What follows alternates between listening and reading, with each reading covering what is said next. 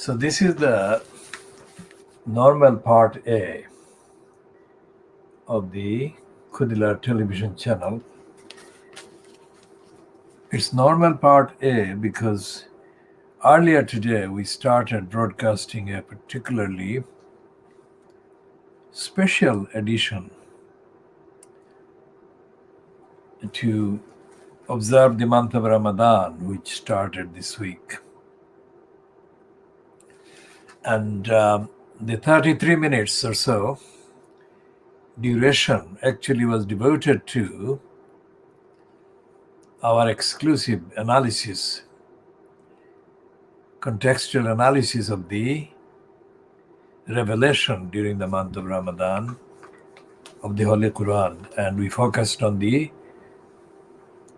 commencing commandment, Iqra. Read, Iqra bi ismi rabbikal lazi. Read in the name of your Lord. And it goes on, who created. And we have said that the manifesto, the Muslims' manifesto, is contained in and represented by and constituted in that opening command. What that means is that,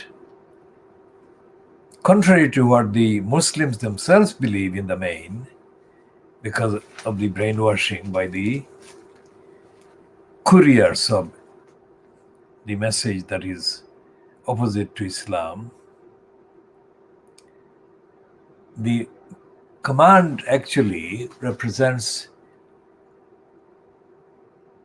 in that form the first universalizing command.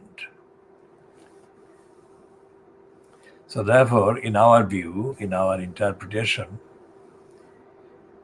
Muslims, believing Muslims, truly believing Muslims, have the duty to serve universally.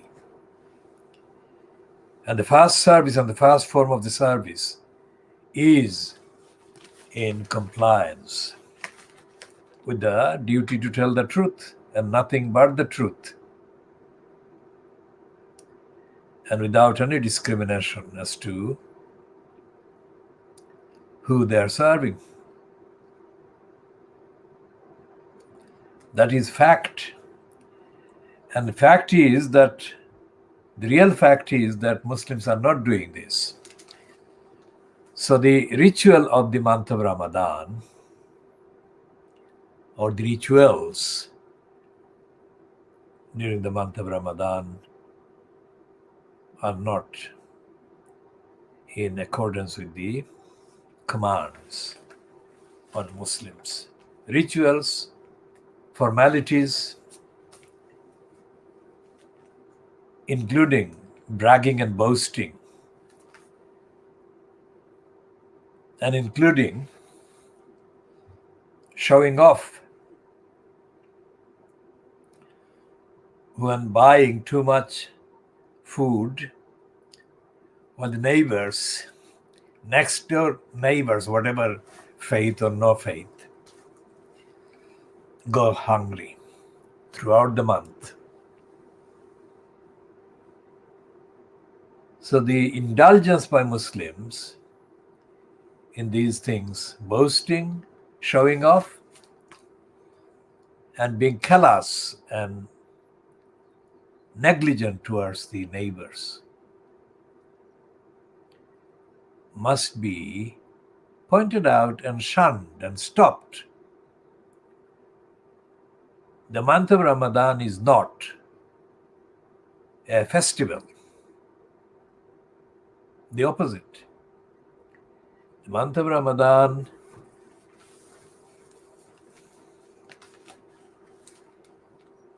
if it is to be called the special month of the year, special month of the calendar, has to be the month of the most sincerest and the humblest dedication for service, meeting the needs of those in most need, and not judging those in the most need as to whether they're moral or immoral. So we shall be continuing this line of analysis and interpretation and advocacy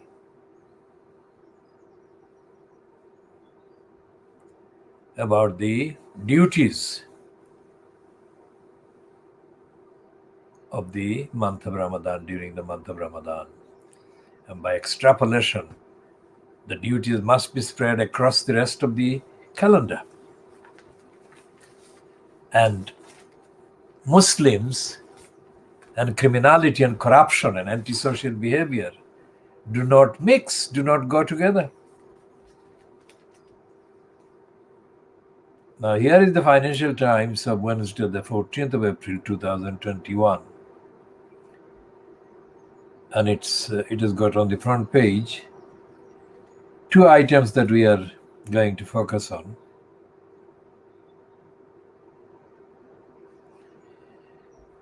One is the German Greens Party are on course for a role in government. And the other is the flare-up in Minnesota, which is hit by more unrest. Now, this we have already been pointing out is astonishing. Right when the trial of Chauvin, Chauvin, the name of the policeman who murdered Derek Chauvin, who murdered George Floyd. When that is going on, not far away, another black man is murdered, shot dead by the police. Do these people travel? Do these people drive the cars and they travel or patrol the streets while they're asleep? Do they sleepwalk? Do they have no connection with the realities around them?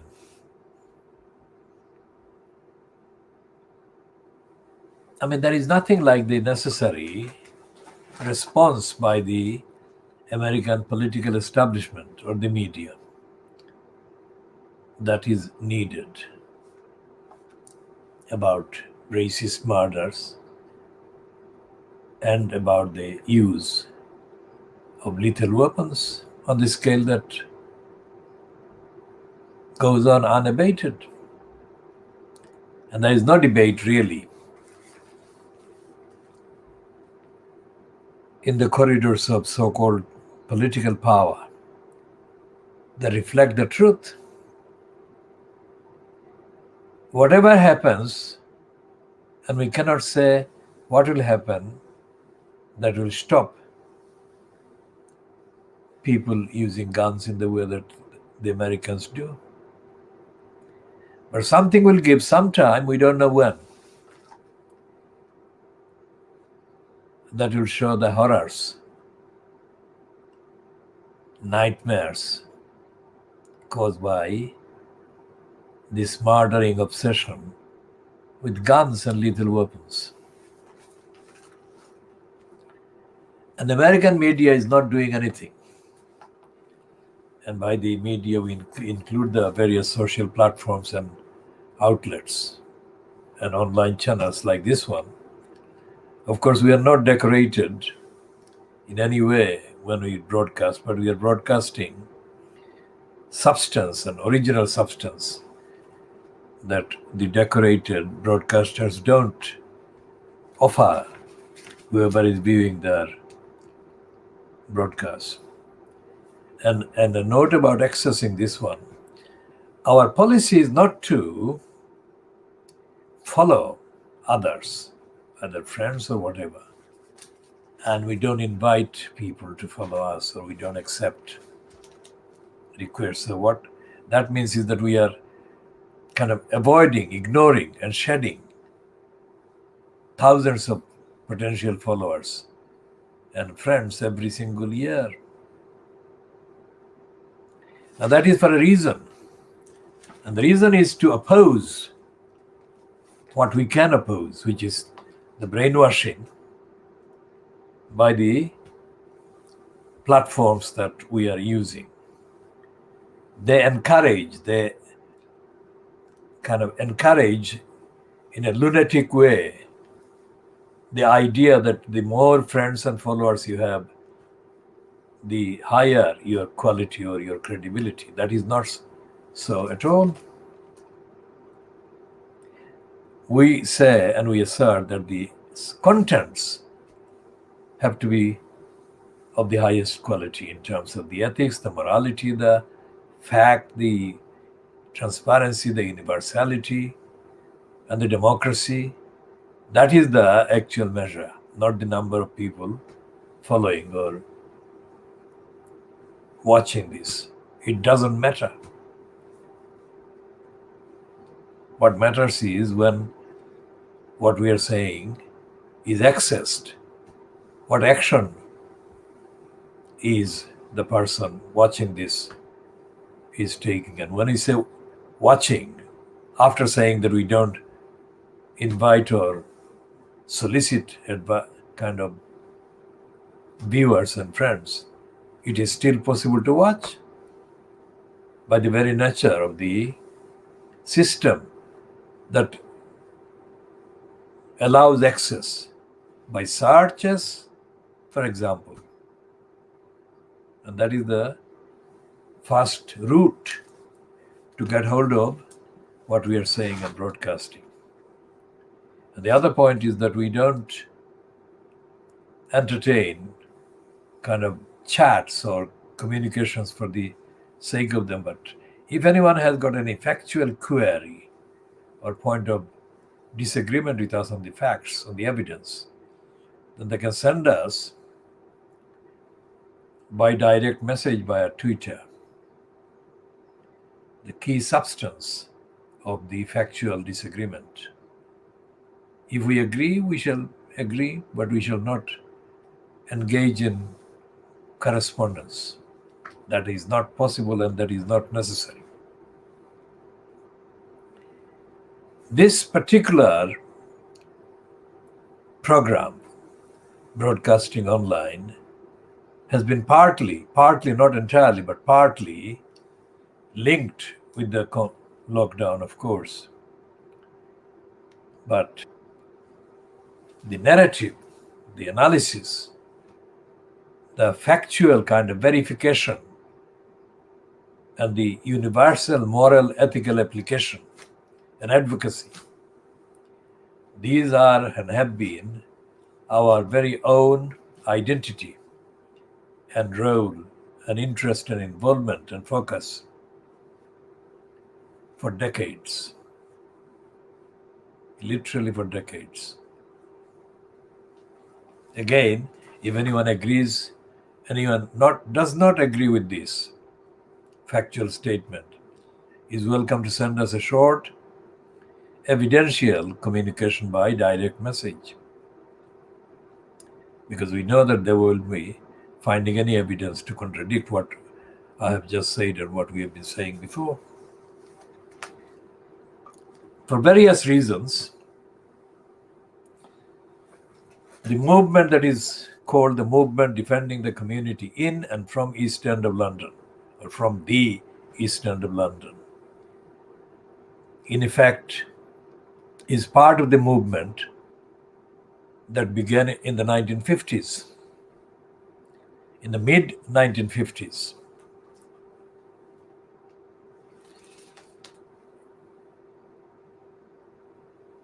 And this movement has continued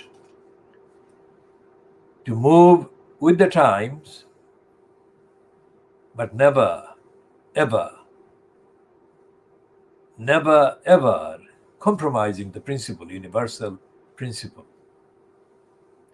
that I've just outlined and summarized. So this is equal to or equivalent to not one, but a whole series of universities, libraries, of the descriptions of the British Library, the Library of Congress, and their counterparts, equivalents anywhere else. Because ethically, morally, evidentially, factually, in terms of ethics and morality, we have crystallized in our public statements and advocacy and involvement in defending people, as we have described, who need help and service the most. All the positive, that is moral and ethical contents, that can be found in all the libraries put together. And that is the measure and the range and the reach of what this movement represents. So once again, it is called the movement defending the community in and from the East End of London, United Kingdom. And we have samples that we can mention, samples of the various specific campaigns. So this movement includes campaigns, projects, programs, manuscripts, archives of all kinds that have been in use and available since the 1950s, mid-1950s. And this movement is not available anywhere in the world except in our movement.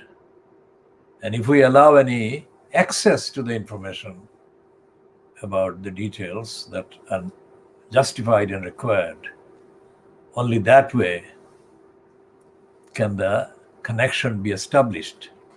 Otherwise, no university in the conventional sense, no institution, no academic institution, no library,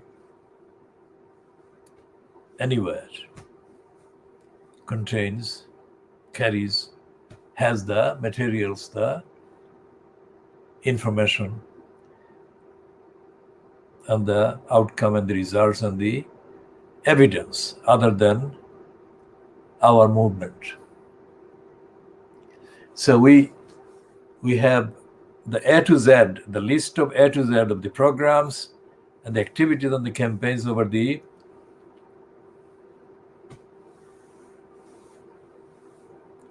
nearly 70 years, 7 decades, let's say,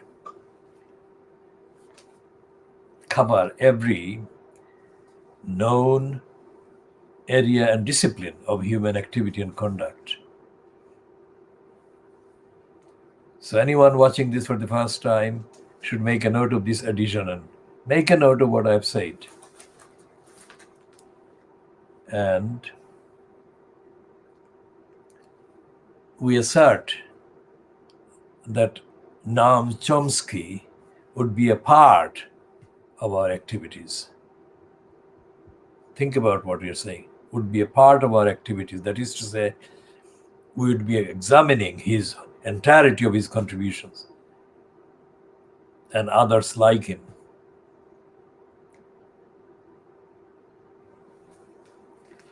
And we have seen the range and the extent of the formal and informal kind of scholarship across the whole of the subcontinent.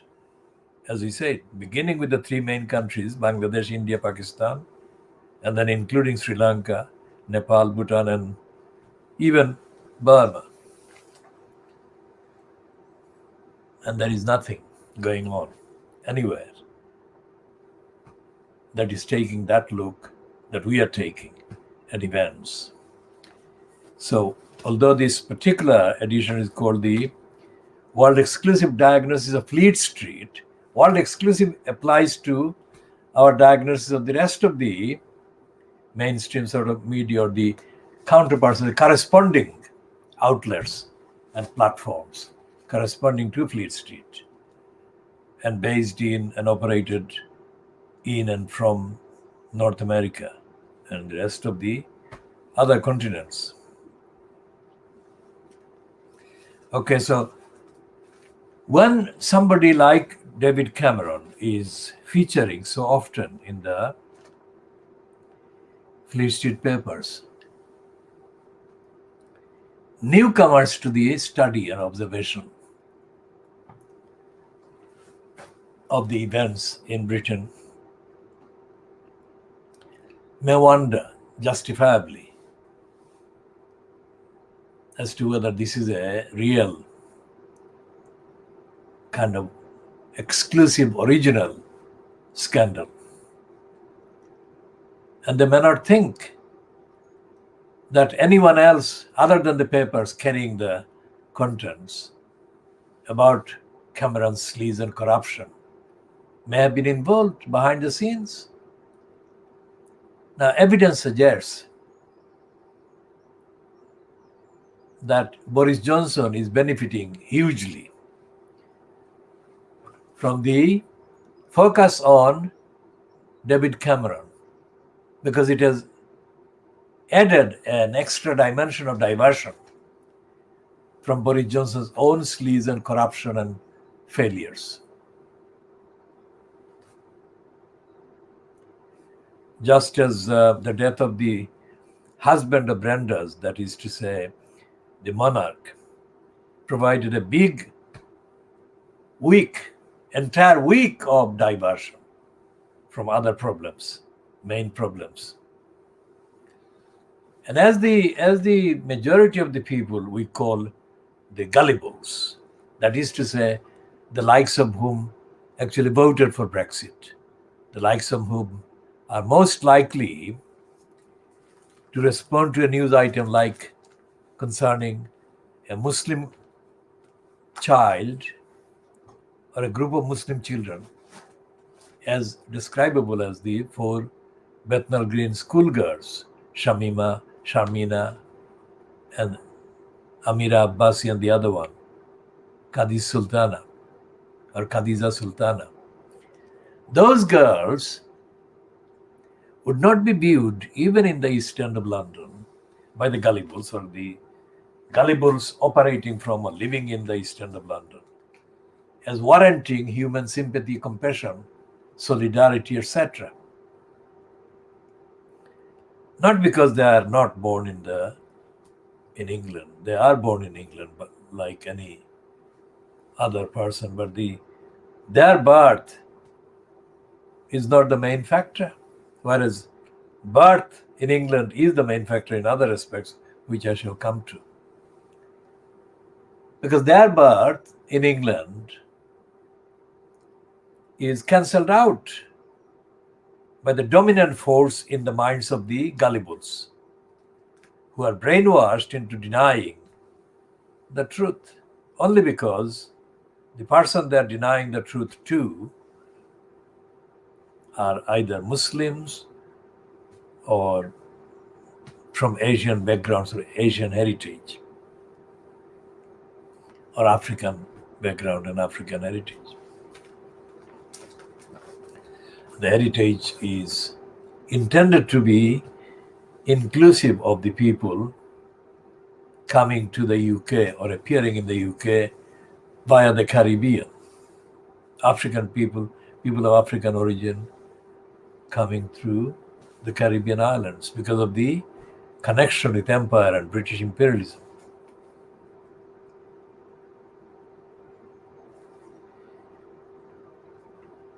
Now, Cameron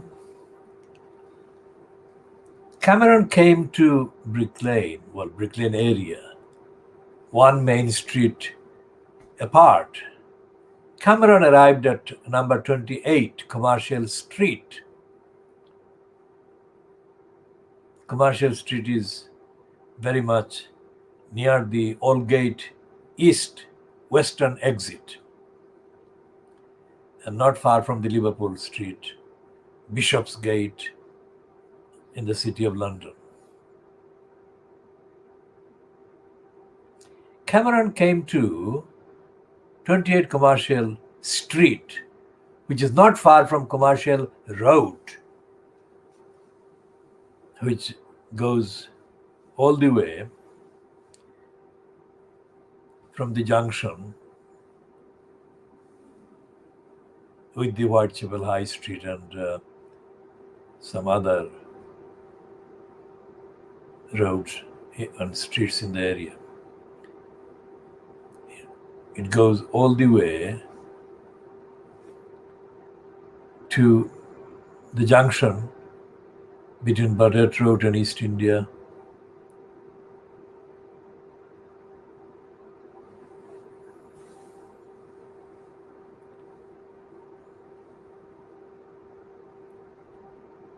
And Cameron came to 28 Commercial Street sometime in 2011.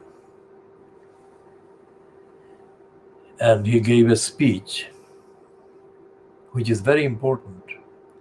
Not because I'm saying it or this campaign is saying it, but objectively verified, it is telling, astonishing and telling, very significant. Because his speech was against the poorest members of society, people who need support from the welfare state. And because the media, the Fleet Street and the BBC and others, treat the likes of Cameron as if the people who are making the decisions in the media about the content, about the commissioning, about the display of Cameron's image, all of them believe that people in the East End of London or people in the social and economic category covered by the people in the East End of London, which is in the vicinity of Toynbee Hall, which is 28 Commercial Street. These people are born unequal, and Cameron is born to be above ordinary level of entitlements. That is the problem, and that is what is happening with the even today's coverage on the Financial Times. They are not treating Cameron as a criminal. Now, anyone who wants to know what criminal means can look it up. It's very easy on the internet. Or if you don't have internet, you can find out about the definition of crime. And crime has got various definitions in common law, in the case of English law, and you can look it up. And crime as defined by various specific acts of parliament, that is to say statutes. Cameron is a criminal as defined by common law as well as by many of the statutes that have been passed in the last 200 years in this country, and they're all valid and still actively applicable. What Cameron has done,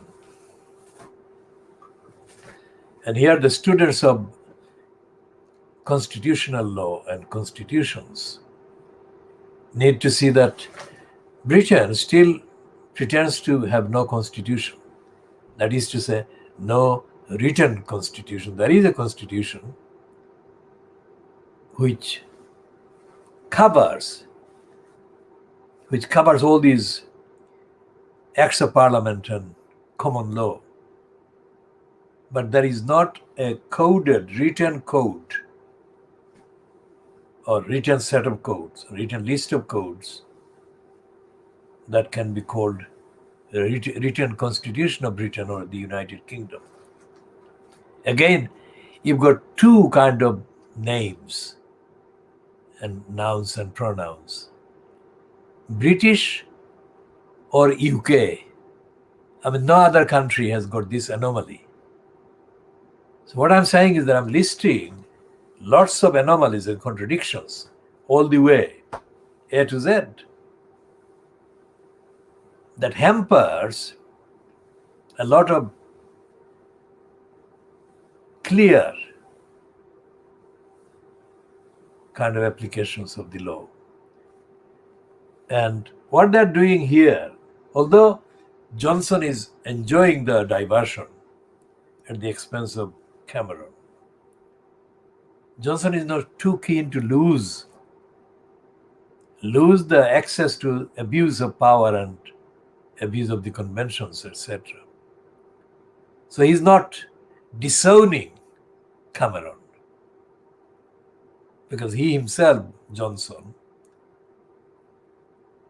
is open to similar criticisms of abuse of process and rules and conduct and misbehaving. Compared to Boris Johnson, Cameron has not been publicly kind of reported, at least, as being a serial adulterer. And we do not want to speculate on that which is not publicly published and accessible. So, although Cameron is the sleazeball for the time being, and Johnson is benefiting from his display and his floating location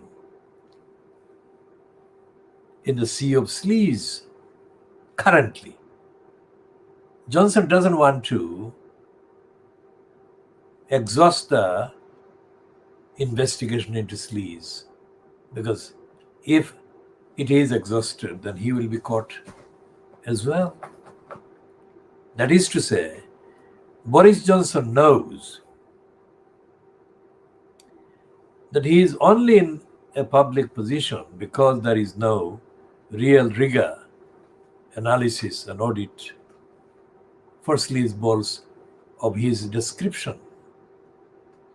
So he doesn't want to sink Cameron. As the colloquial expression says, Cameron is already done for. That is to say, Cameron has been so comprehensively damaged that there is no career for him in politics.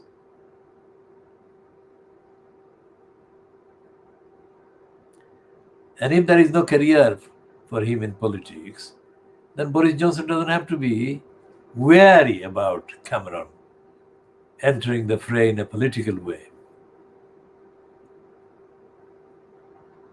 And the media, the so-called Fleet Street, know very well all the facts about Cameron, all the facts about Johnson. But they're not letting on, they're not publishing the contextually justifiable and warranted comparisons between Johnson's sleazy behavior and Cameron's sleazy behavior. Because as the Sky News political editor, Beth Rigby, has confirmed by her behavior, all the mainstream media, political and other so-called journalists, operate in a way that they're enslaved to the political power holders. They don't break ranks and they don't investigate. And Beth Rigby has been repeatedly discredited for her contradictory behavior. The one point that the critics, her critics, Beth Rigby's critics, have not pointed out, which I'm pointing out in this exclusive comment, is that when Johnson was first in the frontline post, it was Beth Rigby who put to him the most challenging question out of all the people from Fleet Street that were present. And it was such a rare kind of contribution that she made. Rare because of the lack of similar questioning by hundreds of assembled journalists, so-called British journalists. That was why it was rare. Not because independently judged it was such a quality, high quality question. It wasn't. So that shows the very low level of journalism and this integrity by Fleet Street and the BBC and mainstream British media people. And the other thing is that, so when she raised that question, she drew attention to herself from her fellow journalists, and she became something of a target for vilification and snubbing by the gang that were operating around Johnson. So when people criticize her for breaking the COVID restrictions herself with Kay Barley and others, they don't create traction. That is to say, they don't really damage Beth Rigby's reputation by saying that she broke the COVID rules, because far bigger violations and violators of the COVID rules exist, including Dominic Cummings, of course. So if they had said that Beth Rigby actually started her kind of coverage of Boris Johnson as leader of the Conservatives by raising a very serious series of mini questions in her main question, and she has now surrendered. She has become part of Boris Johnson serving kind of careerist opportunists, which is what she is. One of the symptoms that actually defines that kind of servitude and collusion and careerism is, of course, the referring to Johnson as PM instead of Boris Johnson. Think about this. If a political operative or post holder is called by their name, then that identifies that person and also carries the de facto reminders of their misdeeds and bad behavior and bad conduct. If, on the other hand, that same person is referred to as PM, then that elevates that same person to a level that is beyond the critical examination of their behavior and conduct. Because that post PM is there without any attachment, any baggage, any reference to an individual. So Beth Rigby and all the Fleet Street politicos began referring to Johnson as PM, which showed that they had surrendered whatever integrity they had. And this campaign, the Khoodeelaar campaign, tweeted many times condemning Beth Rigby on these lines that I have just summarized. And Beth Rigby has not changed back to any position of being a journalist with integrity, morality, ethics, universality, accountability, or compliance with democracy and democratic requirements. And Beth Rigby is not alone, she is in the majority. So when Cameron is sinking in the sleaze, in the canal of sleaze, or in the hole of sleaze,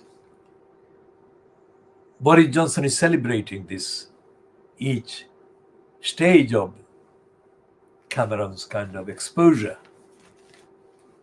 But Boris Johnson doesn't need to take away the rope and let Cameron sink and die. Boris Johnson needs Cameron because Cameron is part of the circle of criminals that fund or bribe rather the Conservative crooks.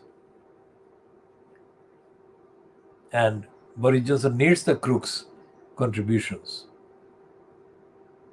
And what they do, Cameron and Boris Johnson, is to reward these crooks by giving them billions of pounds that belong to the ordinary people. The people that Cameron decried and condemned and insulted and outraged by his spiel he delivered at the Toynbee Hall in 2011. So the various kind of scattered references by Fleet Street to the billions of pounds that have been given to bribers of the Conservative Party under the banner of COVID-19 relief and whatever. That would have happened under any other scheme, and that did happen under all the previous schemes going back hundreds of years.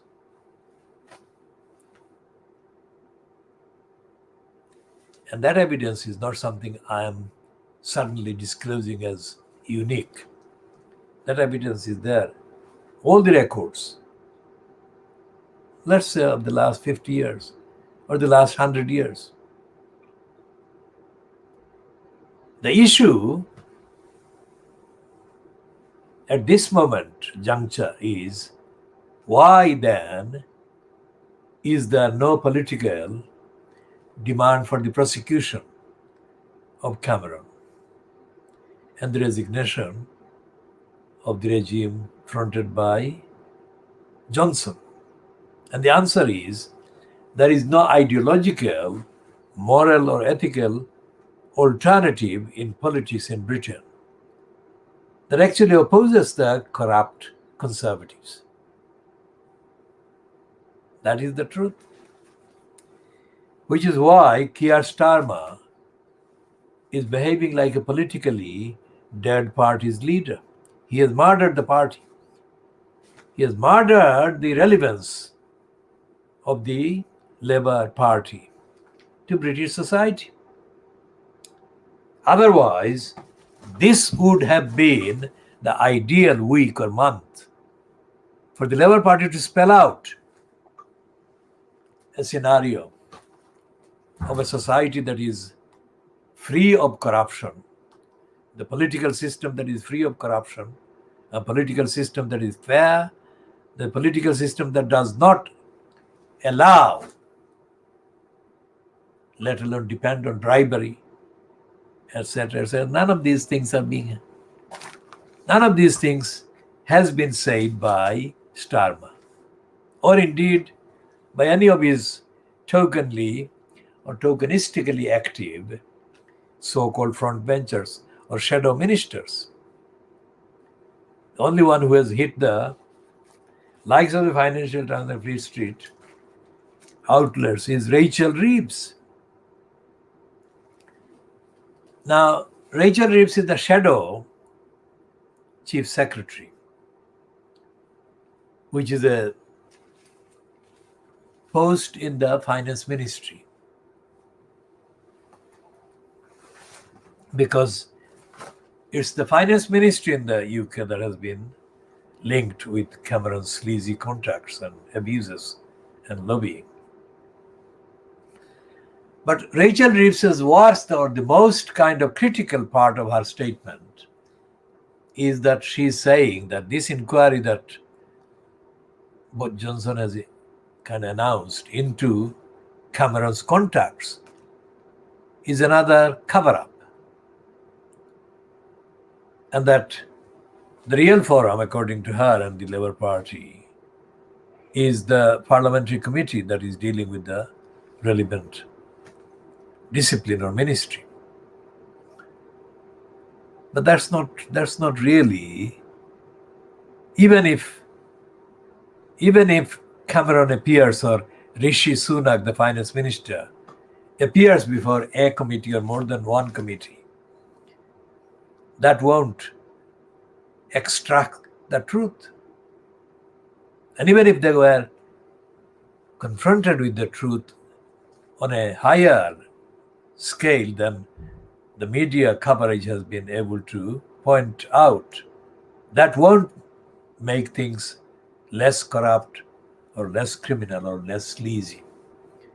Because none of these committees, Home Affairs Committee, Ministry of Housing Committee, and then all the committees are really displays for shows. They don't possess any terms of reference that says that they can do the necessary and actually order the prosecution of the likes of Johnson or Cameron, because Johnson has lied and other people have lied, other ministers have lied before committees. Amber Rudd was caught in denial about the hostile environment when she was in post as Home Secretary after Theresa May became Prime Minister and made her, Amber Rudd, the Home Secretary.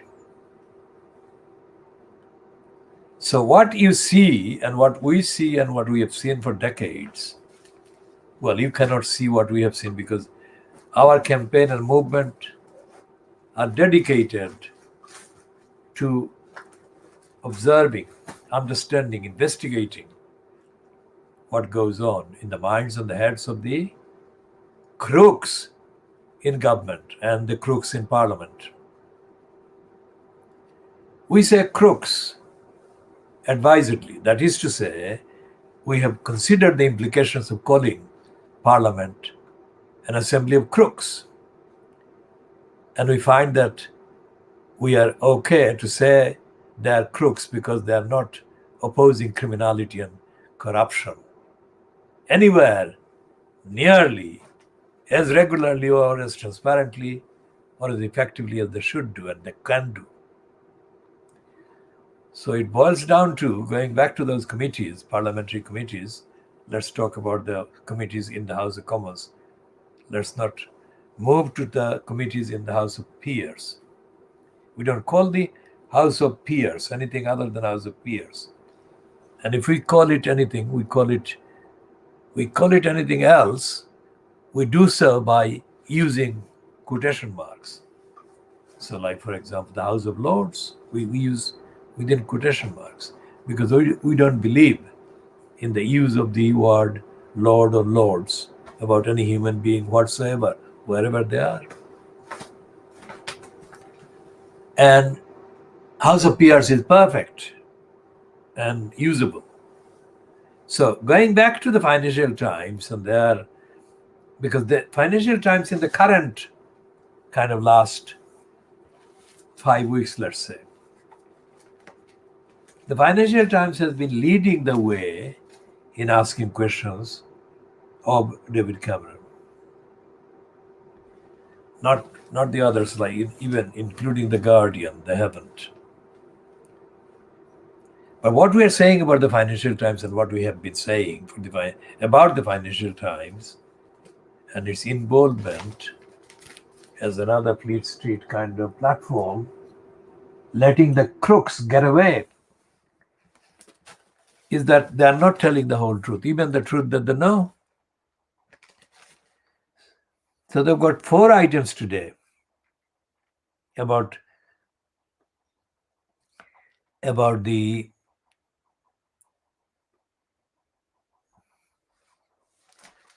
David Cameron scandal and sleaze and related issues. So in the front page piece, they're again mentioning Rachel Reeves, and they're saying that she is the Cabinet Office Minister.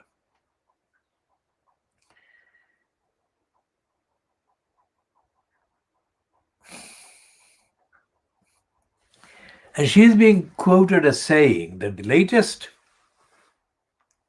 piece of news about one of the permanent kind of quote civil service.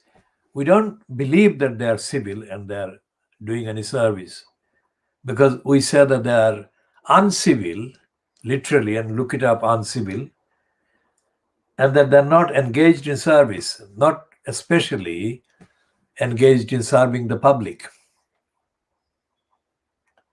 And this one is named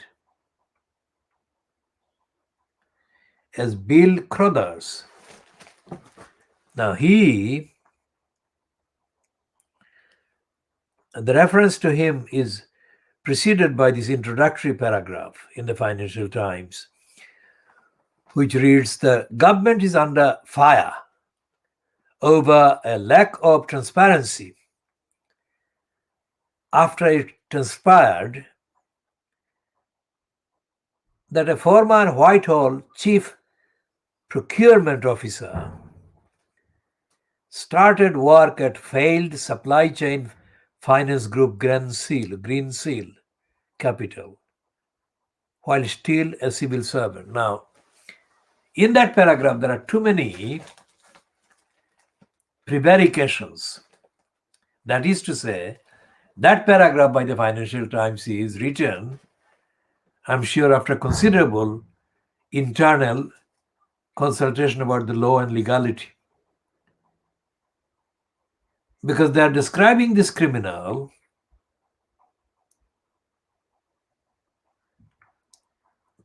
outfit, Green Seal Capital, as a supply chain finance group. They don't have to do that. But if they just said that Green Seal, then they reckon, or their legal advisors reckon at the Financial Times, that the Financial Times could be accused of not making it clear as to the exact location in the particular finance sector of that operation, the Green Seal Capital. And the other thing they're saying is that this guy, Bill Crothers, they're describing him as a former Whitehall chief procurement officer. Now, procurement is a very explosive word in this context, because the former boyfriend of Margaret Thatcher's only known daughter, Caroline or Carol, Jonathan Aitken, was accused of procuring services from one of the Arab sources for another of his clients at the time. And Jonathan Aitken was very much an active conservative member of parliament at the time, during the early 1990s, when John Major was in post as prime minister. And procurement stank in public in a way that it had not done for decades. The word procurement stank. And procurement also has an association in English usage with prostitution and pimps procuring the services of prostitutes for the punters. So, and Jonathan Aitken was outed as a briber, as a bribed minister on behalf of Muhammad Al-Fayed, notoriously linked with the Harrods department store which he owned, and which the racists, all the anti-Muslim racists, resented. They resented the fact that a Muslim owned the Harrods department store, disregarding the fact that this Muslim was not practicing Muslim Islam at all. I mean, Muhammad Al-Fayed was as corrupt and as much in awe of the racists, imperialists, as his counterpart so-called Muslims are and were and had been and will be and are condemned to be. But they kind of latched on, that they won't let go. They latched on, permanently latched on the fact that Al-Fayed, an Egyptian Muslim, by birth Muslim, had the gall and the audacity to own a department store like Harrods. Symbol of the, as they put it, symbol of the shops or shopping of the English aristocracy. Now, this phrase, English aristocracy or British aristocracy, is a criminal statement on the evidence. But to him, brainwashed, indoctrinated, Fayed saw these criminals as his betters. He should never have to justify why he owned the Harrods department store or any other store. Because the main income, external income, that the entire USA government and big business get is from Muslim sources. Saudi Arabia. Same applies to the UK, same applies to many Western countries, which is why the man who murdered or ordered the murder of Jamal Khashoggi is being treated as a better, as a senior, as a entity that David Cameron goes and touches the feet of in the desert. Cameron went to lobby this Mohammed bin Salman, Muslim, not Al-Fayed, another Muslim, and they would worship this Muslim. So, contextually, factually, evidentially, we're diagnosing each and every variant and very formation. And this is why they are disguising these Khoodeelaars and not calling him a criminal, and they're not calling either Boris Johnson as an opportunist exploiting Cameron's predicament. They're not saying Cameron got caught. They're saying predicament. If it was Corbyn, if Cameron was called Corbyn, Jeremy Corbyn, they would have organized a mass celebration and they would have demanded that Corbyn be brought to the Tower Hamlets location of Tower of London and be beheaded in the traditional sense. As I said, Corbyn lacks the intellectual capacity and ability and whatever. But Corbyn is not guilty of the offenses that they have demonized him for and driven him out of office for. That is the difference. The fact that the man is an idiot politically does not mean that he's a crook.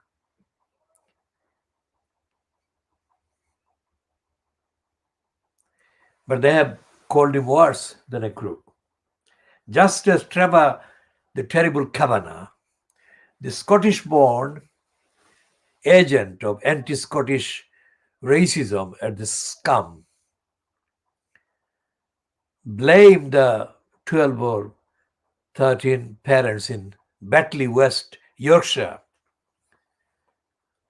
for killing British democracy by holding a protest against the teacher that had unnecessarily cited an anti-Muslim cartoon done by Charlie Hebdo to the small number of Muslim children at that school. Trevor Kavanagh said that their protest was equal to their killing democracy. Whereas in Bristol and in other parts of England, thousands of protesters protested against the increasing power given to the police by Johnson, the powers that would be used to stop the right to protest. And those protesters actually attacked many police stations, including police persons. And yet they were not called killers of democracy. Yet the Sun and others lined up to condemn the 12 or 13 Muslim parents and protesters for daring to say that the cartoon being shown by the teacher to the children constitute an outrage and an attack. That's all they say. So that is the background. That is the actual truth. That is the fact. And when the reference is made to this civil servants, so-called, they don't say any of these things, any of the contradictions that exist in the existing legislation, the anomalies. And they never mention. There are 4 items today in the Financial Times about David Cameron, and none of those is even mentioning the role of the courts of so-called law. Think about that.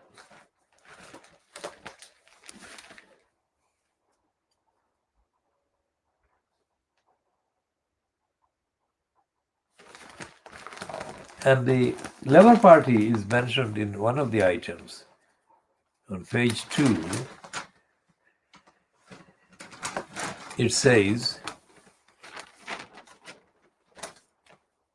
and again, that word that I have explained earlier, PM, they don't refer to Johnson as Johnson. They elevate him to neutral and less contaminated level and platform and call him PM.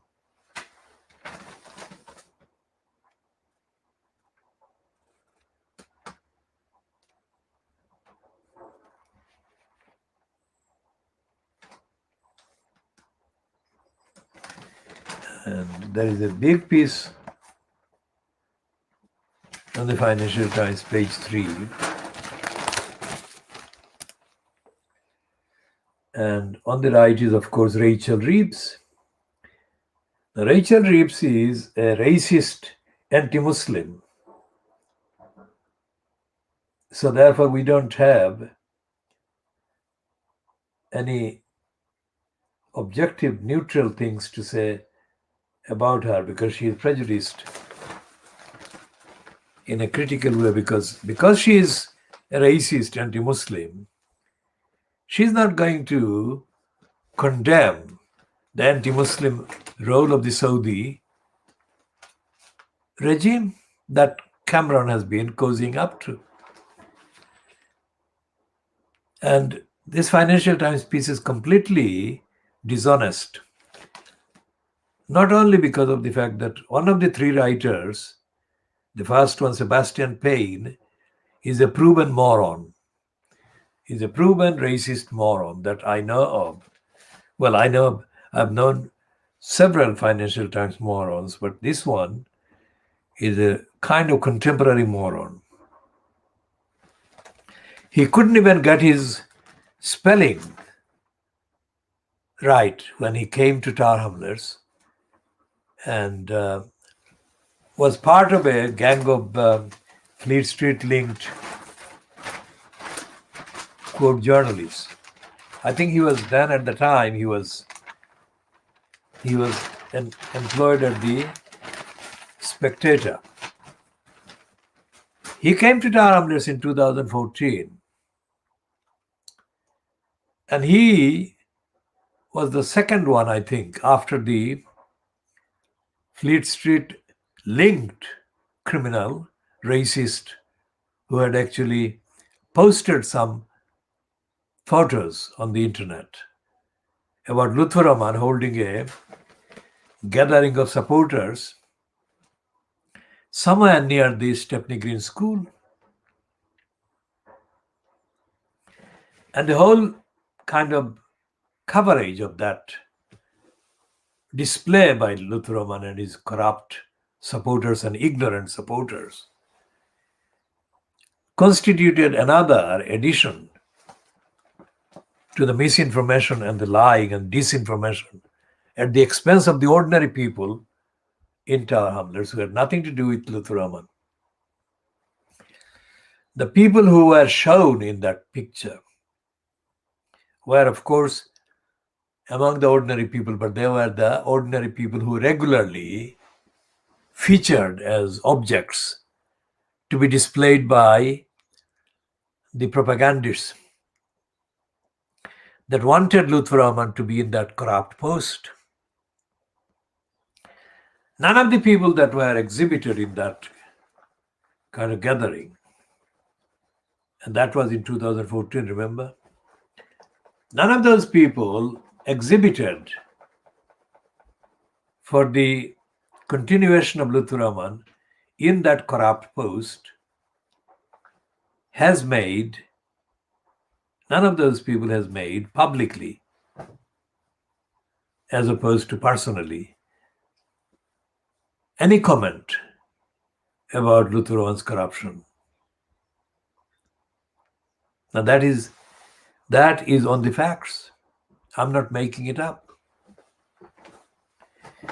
So if those people were happy, which is how they were being exhibited, with Lutheraman being in that post, then they're not likely to vote no to elected mayor on the 6th of May, that is next month. I have not forgotten the Financial Times. I'm coming back to that. But I just disposed of Sebastian Payne because while he came to Stepney Way, which is next to the location of where Lutheraman had his so-called supporters gathered, he didn't talk about the community, Sebastian Payne. He most certainly would never even know of the existence of someone like me in the community.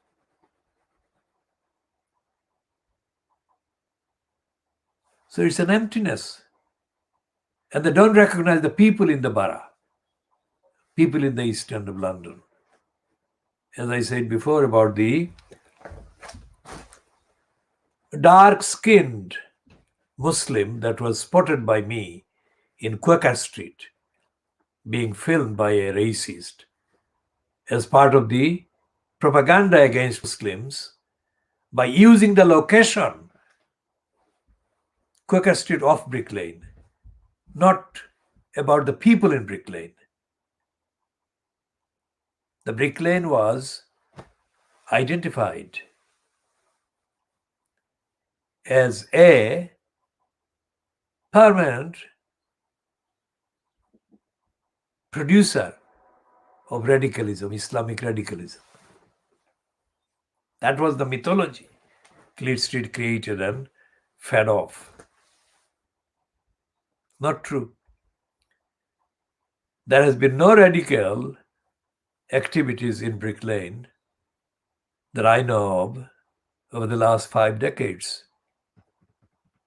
So where did they find this reason or rationale to place this anti-Muslim, Muslim-born criminals tout of the imperial state apparatus in Britain? Because as I said before, I followed that criminal from Quaker Street up to a shop in the middle of Brick Lane, repeatedly asking him to tell me about any evidence about why he was there, any evidence of any activities that is wrong by the Muslims. And he didn't answer. Of course, he couldn't answer because there is no activity. As our coverage has shown, the only known reference to radical, so-called brainwashing has been the item in Wikipedia. The entry on Sharmina Begum, not Shamima Begum, the other one that went earlier than Shamima and the other two friends went to Syria in December 2014. The entry on Sharmina Begum refers to the Sisters Forum based at the East London Mosque. And these unnamed two women from the Sisters Forum belonging to the Islamic Forum Europe were the ones that were described in that entry as having had contacts with these girls, especially with Sharmina Begum. So that's the only reference. Ironically, the East London Mosque has not been mentioned in any BBC or other spying operated, snooping operated, corrupt and dishonest assault propaganda piece about radical Muslims in the East End. Why is that so? And the answer is that the East London Mosque had featured as being part of the locations used by individuals and elements that had entered into a contract with the Metropolitan Police. And the Metropolitan Police never explained why they made any agreement with any group like that. Because the rest of society has no such agreements with the Metropolitan Police. And that may be linked with the fact that the East London Mosque central controlling authority comes from the Saudis. The Saudis have a permanent role in what happens with the East London Mosque. This is world exclusive question. Why is that so?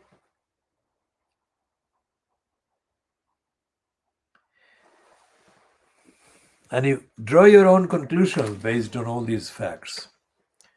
Now, Rachel Reeves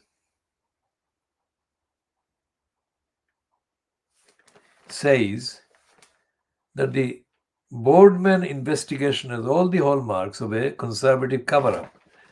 Now, Boardman is the man that is going to do the investigation, so-called, into Cameron.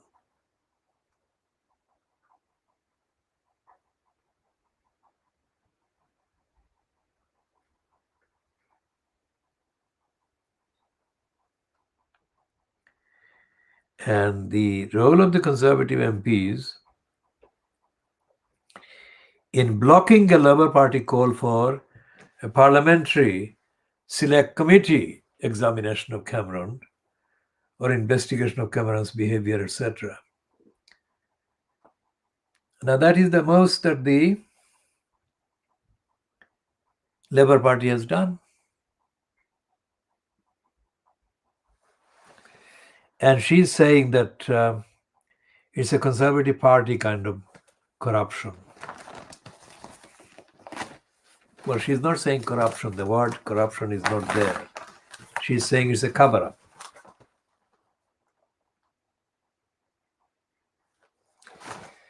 And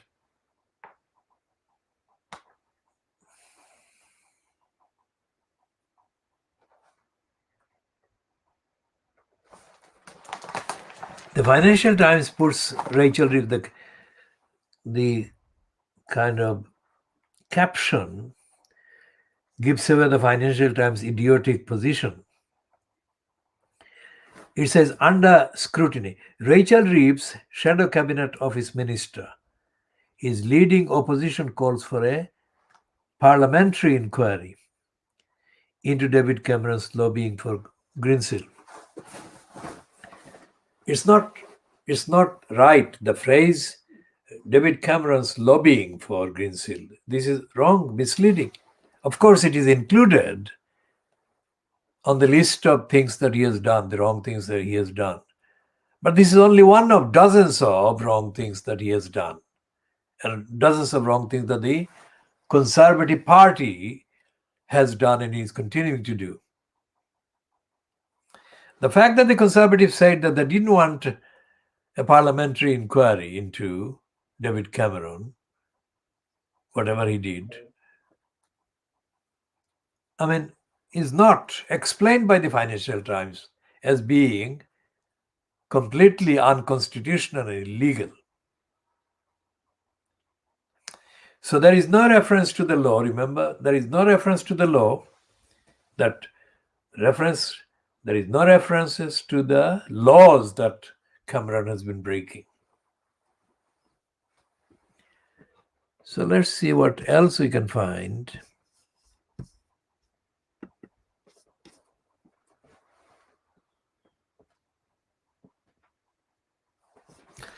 So what we have seen so far in the Financial Times is there is 5 items about Cameron,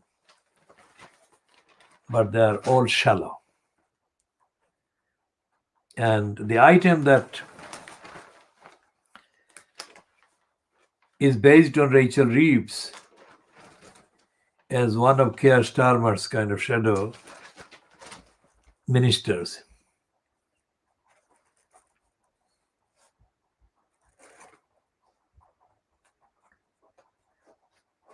They are not really looking at the universal, international, ethical, moral, democratic, legal, constitutional standards.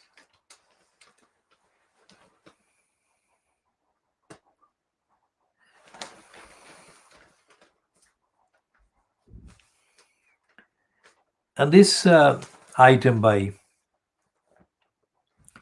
one of the Financial Times' writers called Bryce Elder. Now, Bryce sounds like, but it may not be an Australian name.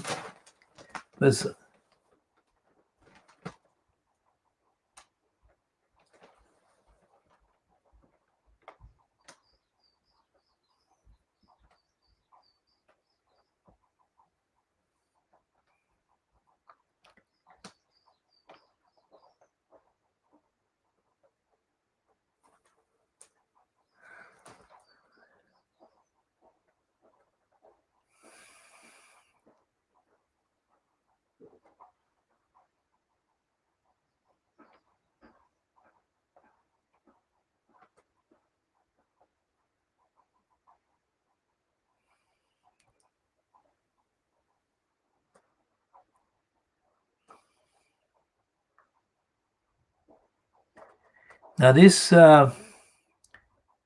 reference to Elizabeth Holmes, the Holmes is spelled Holmes, is described as now facing a dozen charges of criminal fraud. Remember what I said at the beginning of this particular edition about Cameron. There are many laws, criminal laws. In Britain, that Elizabeth Holmes is a US person, but even in Britain, there are already in the law, common law and in statute law, several criminal laws that can be applied to prosecute David Cameron, whose crimes are not confined to just lobbying Grand Seal. They extend far wider. So, what is this writer who refers to Elizabeth Holmes is saying about Cameron?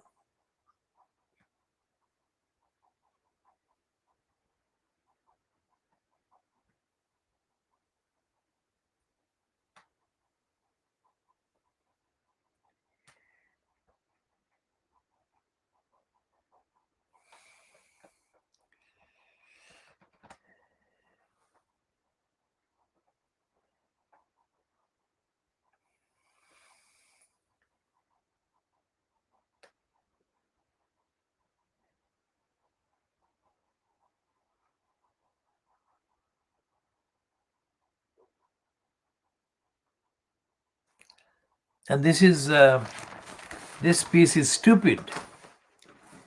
This Bryce Elder ends his piece with a stupidity that I cannot actually tolerate to repeat or quote, but it is stupid. And it contradicts his own reference to Elizabeth Holmes. So as I said, despite the fact that this woman who is in post, has been in post as the editor of the Financial Times, was actually born in the Lebanon, but is behaving like someone who didn't come from the Lebanon, which is full of poverty, deprivation, corruption, and lack of democracy and accountability, all the rest of it. Now,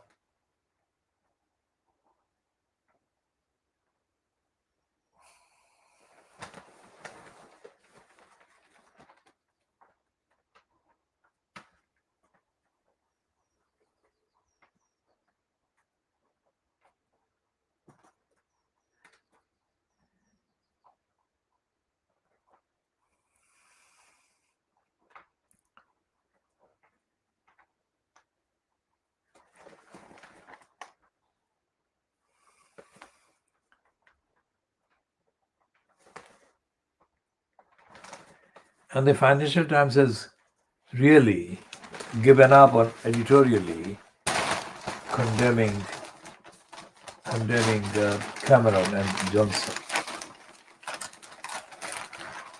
I mean, how stupid is it that in the same piece which he refers to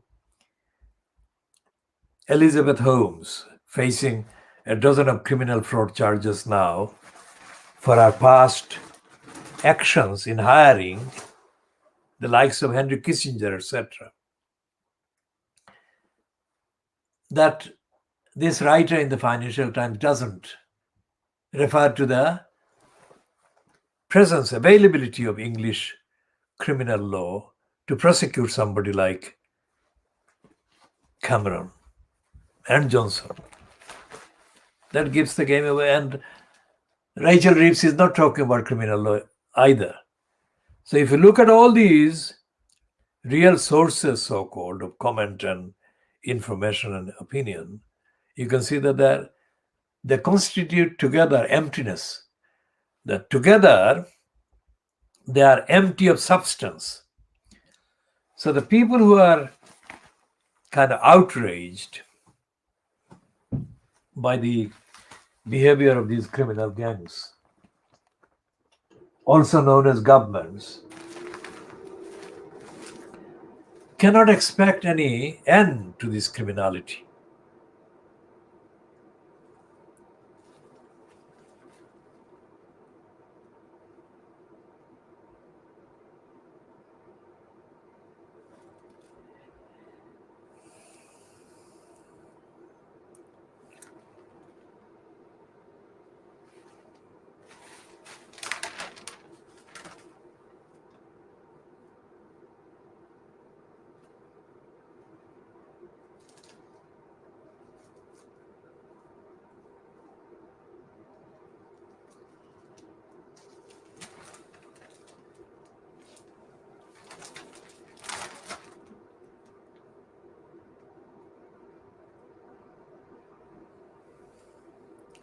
And this is the picture of the sleazeballs, Cameron and Greensill. They're doing this, and of course they're running the leading the front page of the Daily Mail today. Cameron Mandarin is also a kind word. There should not be using the word Mandarin, because Mandarin, again, like the PM, elevates to a level that is neutral, that is not connected with any wrongdoing. An employee in government. Mandarin is a generic word, not connected as such or immediately with any wrongdoing or incompetence or inefficiency or negligence or corruption. So the factually more appropriate word would be, or phrase, would be an employee, central government employee or central government department employee. So look at the words they use. Remember, every single headline or heading and every single item published in Fleet Street, despite the fact that they're corrupt and criminal, is usually vetted by more than one person. Not vetted because they're concerned about morality or ethics or accuracy, but they're concerned about getting done for inaccuracy. And those big business who have got billions of pounds or hundreds of millions of pounds to spend on kind of harassing activities under the guise of legal action like defamation, etc.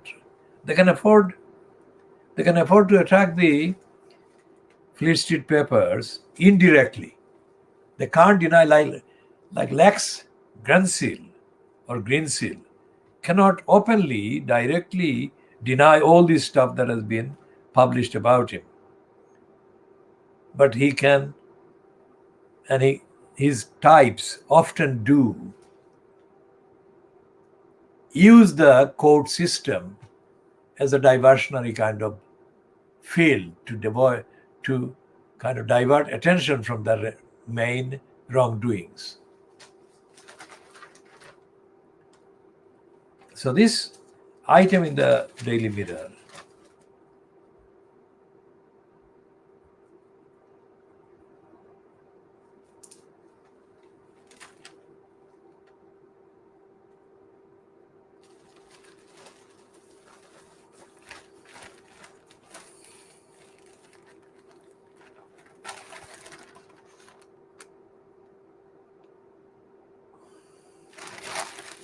in the Daily Mail that says Cameron Mandarin,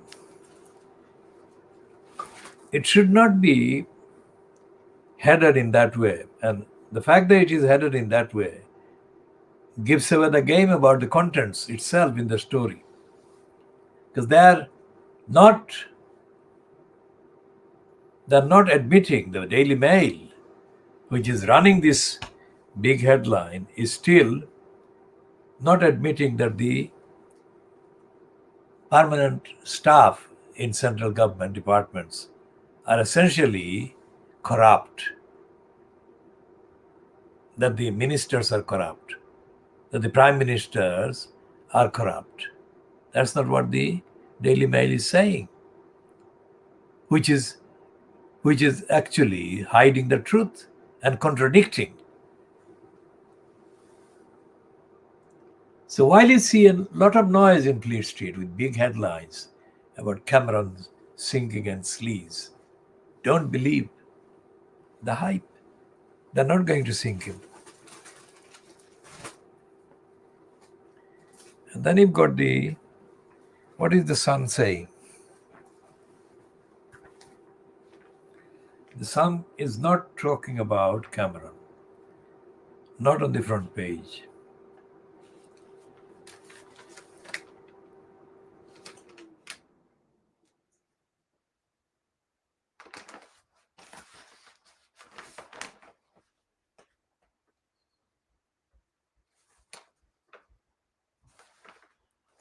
And they're promoting Boris Johnson as a savior of the planet, which is total and utter lies. And they've got a 2-page spread about people going to the pub and drinking their everything off. And there is nothing about Cameron. There's still 2 pages spread on Brenda.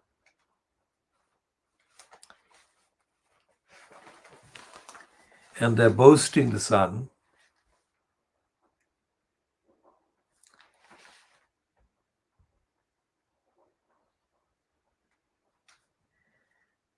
They're boasting of Brexit, which is completely at odds with the reality of Brexit, because Brexit is hitting the economy far harder than these Brexiteering liars are admitting.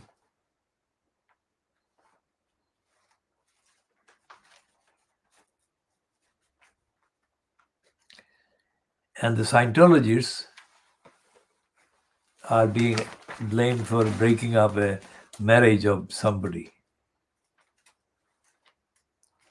And there is no mention of Cameron, there is no mention of the sleaze.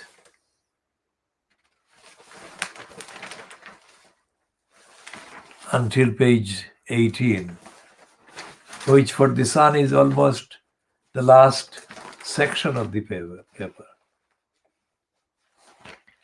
And it's a reluctant piece about Cameron. And it says that the Cameron Whitehall chief in pay of lobby firm. It's not really condemning Cameron. Now, anyone who is new to these broadcasts and is not clear as to what Whitehall means. Whitehall is like a street, like Fleet Street in Charing Cross Road, in the Charing Cross area, where many of the central government departments headquarters or head offices were situated. So Whitehall is not a reference to the street, but collectively a generic reference to the presence of the government departments.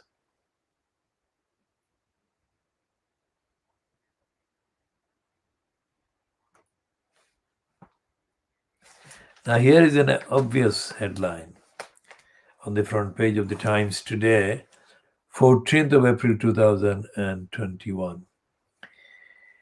It says, Britain follows as Biden says US will leave Afghanistan. Now, is that a surprise?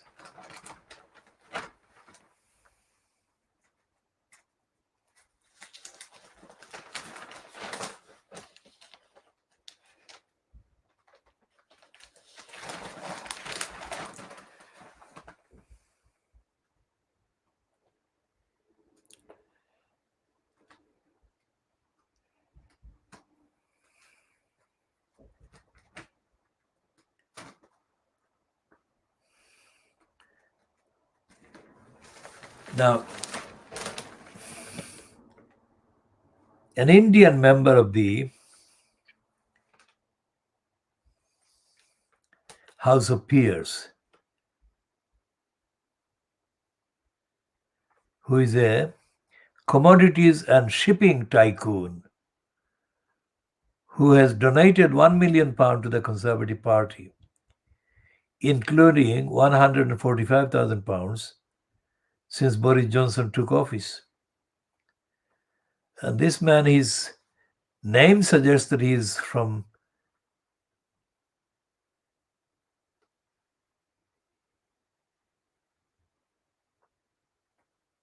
an Indian background or a Hindu background.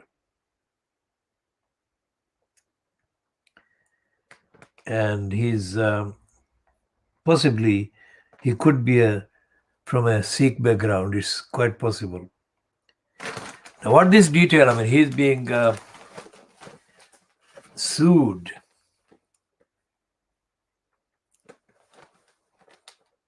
A Conservative peer victimized a female employee by calling her a scumbag, silly girl, and proper quarrelsome woman after she complained of workplace harassment.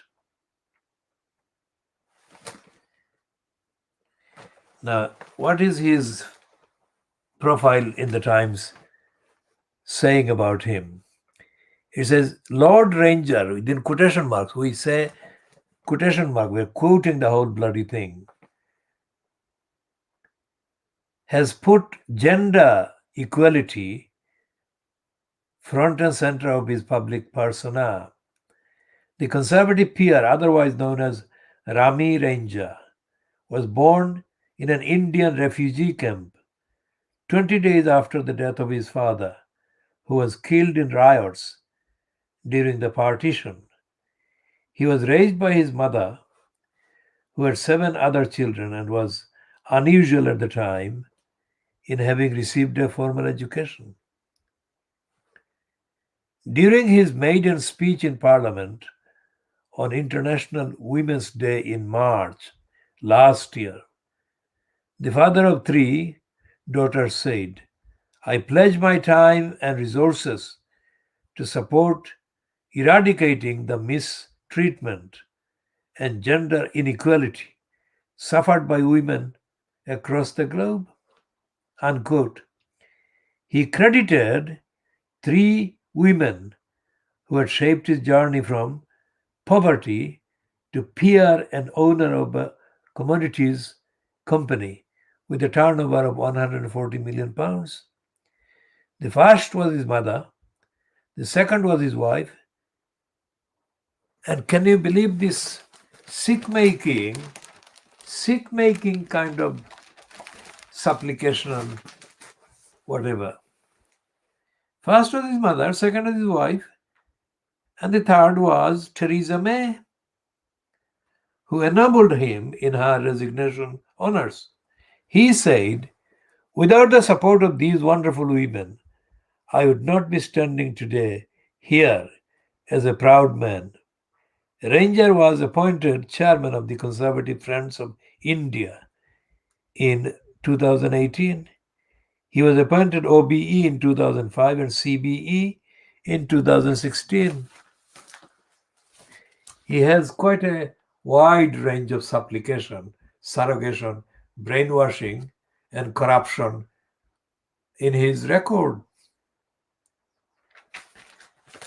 Now, obviously, many of the conservative and Labour peers appointed for bribery and other crimes, they're not contributing anything to the cause of democracy, to the cause of accountability. Despite obviously this guy delivered that speech, which must have been scripted for him by at least a dozen people before he actually delivered it. There is no presence in any rigorous way in the House of Peers of any of the peers that have been appointed by any of the parties. What they have been doing, for example, the one that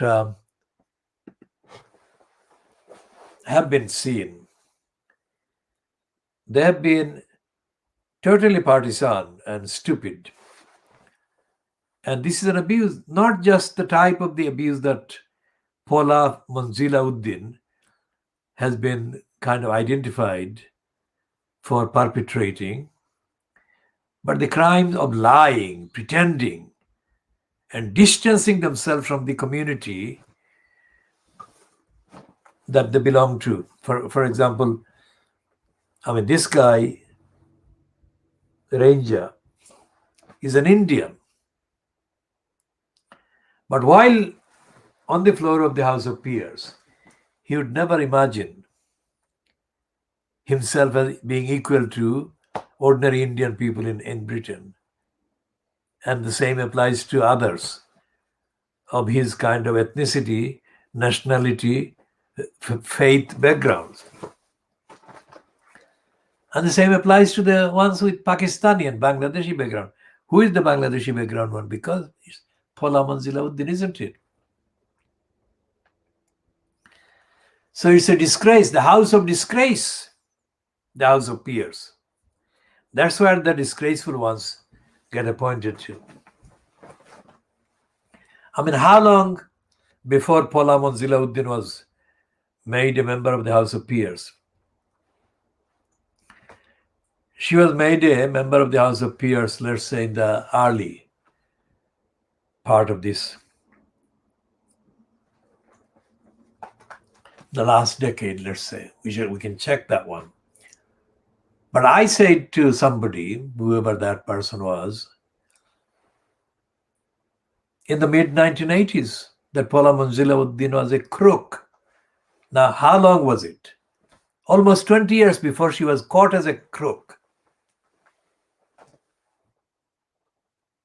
Or more than 21 years before she was caught publicly as a crook. I had said that she was a crook. Now, who would believe me at that time? Who would believe me?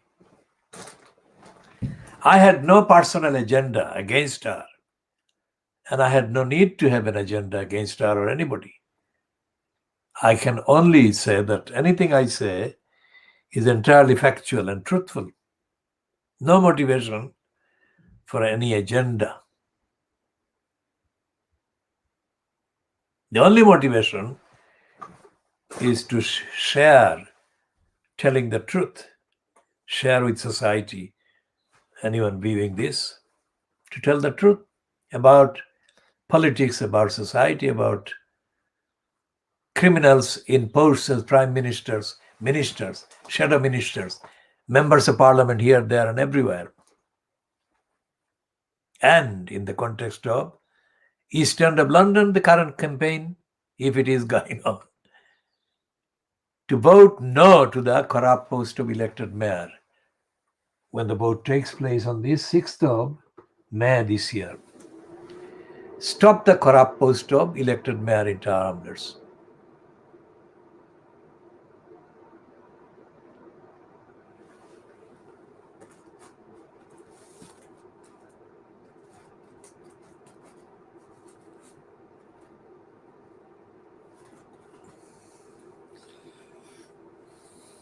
So we shall be continuing. This is coming to about 6 minutes to 10 hours GMT. That is 9:54 hours. 9:54 a.m. on Wednesday, the 14th of April 2021. We shall continue.